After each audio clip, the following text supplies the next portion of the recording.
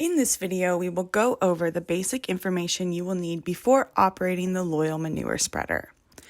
In this video, we will cover hookup instructions, fill-up instructions, spreading instructions, and lubrication instructions.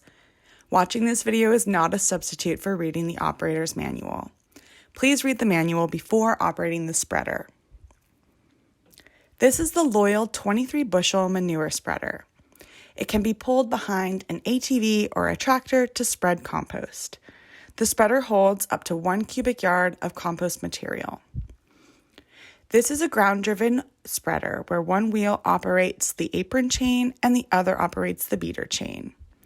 There are two upfront levers that control these components, one for the apron chain and one for the beater chain. To haul the spreader, the vehicle must have at least 10 horsepower and the hitch must be at least 10 inches off the ground. When hooking up the spreader, make sure the apron chain lever and the beater chain lever are in the off position. Attach the spreader hitch to a tractor hitch using a 5/8 inch pin that will not bounce out. To fill up the spreader, make sure the apron chain lever and the beater chain lever are in the off position.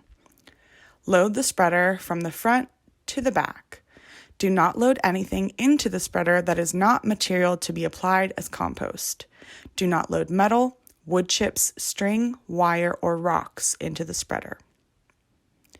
When you are ready to start spreading, drive the spreader into position. Shut off the tractor and set the parking brake. Move the apron chain lever and the beater chain lever into the on position. Start the tractor and begin moving forward. Operate the spreader at 3 to 5 miles per hour. You may have to do more than one pass to attain the desired application rate. When you are finished unloading, move both levers into the off position and clean out all remaining compost from the spreader. Do not back up the spreader when it is in unloading mode. The grease bearings and sprockets should be lubricated after every 6 hours of use and just before returning the equipment. There are 6 grease points.